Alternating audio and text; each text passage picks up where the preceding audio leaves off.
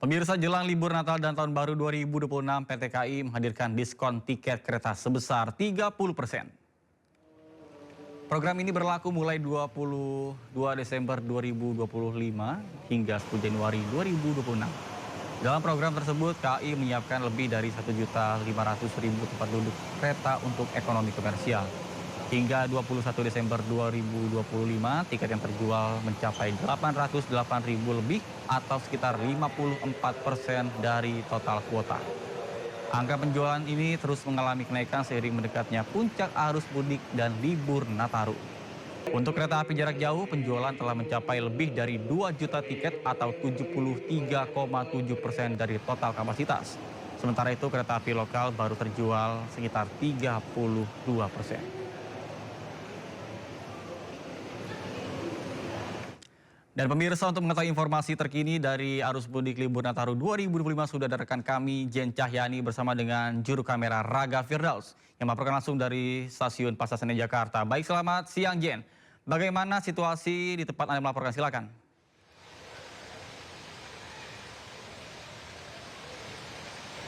Ya, Nata dan juga pemirsa, kalau situasi di stasiun Pasar Senen sendiri, kalau saya bisa lihat di belakang saya memang sudah mulai ramai, namun belum begitu padat karena nantinya diperkirakan puncak arus mudik libur panjang periode Natal dan Tahun Baru ini akan terjadi menjelang hari Natal. Di mana ini selaras dengan data dari KAI Daob 1 Jakarta, kalau okupansi yang sudah tercatat untuk para penumpang atau calon penumpang kereta api yang akan berangkat dari Daob 1 Jakarta, ini puncaknya ada di tanggal 24 Desember 2025. Dan memang bagaimana antusias dari masyarakat yang akan melakukan perjalanan menggunakan moda transportasi kereta api ini ditambah dengan adanya potongan harga atau diskon tiket hingga 30%, di mana ini selama periode dicatat tanggal 22 Desember 2025 sampai 10 Januari 2026.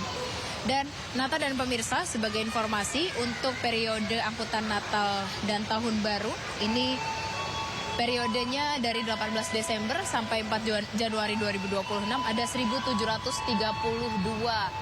perjalanan kereta api, dan dari PT KAI Daob 1 Jakarta sendiri juga sudah menambah armadanya atau menambah kereta apinya.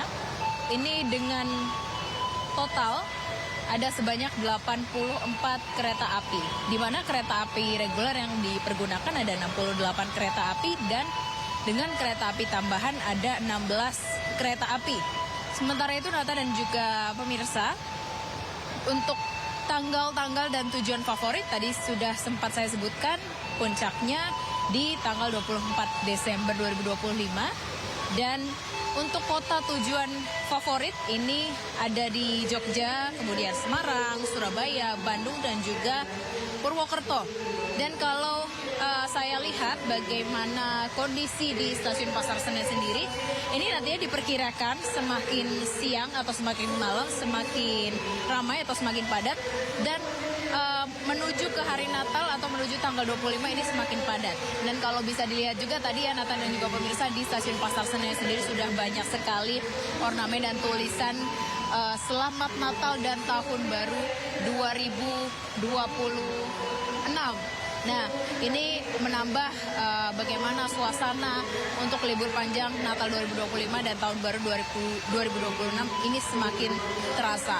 Dan untuk fasilitasnya juga di stasiun Pasar Senen sudah sangat memadai, di mana ini menambah kenyamanan dari para calon penumpang yang ingin melakukan perjalanan menggunakan mode transportasi kereta api yang masih menjadi favorit masyarakat untuk berangkat ataupun juga pulang kampung ke kampung halaman untuk menikmati libur panjang. Nata. Baik, terima kasih Jen Cahyani bersama dengan juru kamera Raga Firdaus melaporkan langsung dari stasiun Pasar Senen Jakarta. Selamat bertugas kembali. Pemirsa, pemulihan pasca bencana banjir Sumatera Barat, Sumatera Utara, dan Aceh terus dilakukan pemerintah, TNI Polri bersama dengan warga. Progres pemulihan diprioritaskan jalan nasional untuk memulihkan mobilitas masyarakat serta mendukung distribusi logistik terhadap warga terdampak bencana banjir dan tanah longsor.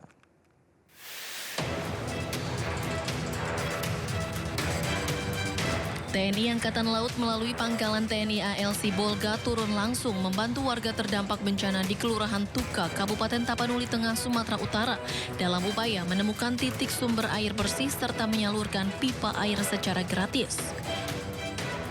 Kegiatan ini dilaksanakan personel TNI AL bersama masyarakat dengan menyusuri perbukitan dan aliran sungai untuk menentukan titik sumber mata air yang layak digunakan sekaligus menetapkan jalur pipanisasi menuju permukiman warga.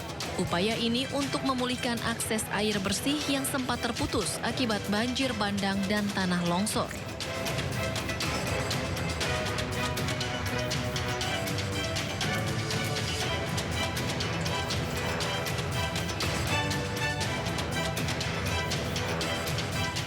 Sementara di Sumatera Barat, progres pemulihan tahap awal Jalan Nasional Lintas Padang Bukit Tinggi di kawasan Lembah Anai yang terputus akibat banjir bandang akhir November 2025 hampir rampung sepenuhnya. Proyek ini menjadi prioritas pemerintah pusat karena jalur Lembah Anai merupakan akses strategis penghubung Kota Padang dan Bukit Tinggi, serta untuk memulihkan mobilitas masyarakat dan mendukung distribusi logistik terutama menjelang akhir tahun. Kepala Balai Pelaksana Jalan Nasional Wilayah Sumatera Barat menegaskan pekerjaan lanjutan ditargetkan selesai paling lambat Juli 2026 sekaligus mengembalikan konektivitas vital antar wilayah. Selain itu, akibat dari banjir bandang yang menerjang Kabupaten Gayo Lues membuat sejumlah akses jalan dan jembatan penghubung terputus. Hal ini mengakibatkan terhentinya alat transportasi dan membuat warga kesulitan mendapatkan gas LPG untuk memasak di Desa Berhut, Kecamatan Terangut. Sejak banjir bandang di Kabupaten Gayo Lues, Aceh pada Rabu 26 November 2025 lalu melumpuhkan ekonomi bahkan kehidupan sosial di tengah masyarakat. Warga harus memasak menggunakan kayu.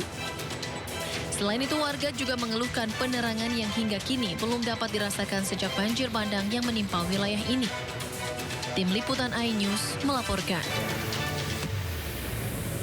Pemirsa, pemulihan pasca bencana dilakukan secara gotong royong antara pemerintah, relawan, dan warga membuat kondisi kota Langsa, Aceh berangsur normal. Aktivitas masyarakat termasuk roda perekonomian berjalan mulai bergerak. Alat berat dikerahkan untuk membersihkan sisa material banjir di bahu dan ruas jalan di kota Langsa, Aceh. Terlihat mobil dan sepeda motor kembali melintas tanpa kendala berarti menandai pulihnya akses transportasi utama di wilayah tersebut. Salah seorang warga Langsa mengaku bantuan pemerintah telah diterima secara bertahap, mulai dari bantuan beras hingga uang tunai. Selain itu, layanan dasar seperti air bersih dan listrik pun kembali menyala, meskipun sebelumnya sempat mengalami gangguan. Kota Langsa telah memasuki tahap pemulihan secara bertahap. Berbagai layanan kesehatan termasuk RSUD Langsa telah kembali beroperasi secara normal. Udah nggak kayak yang awal tuh Bang ya. Awal agak susah. Ya kayak sembako mahal semua, harga naik. Tapi alhamdulillah sekarang udah normal.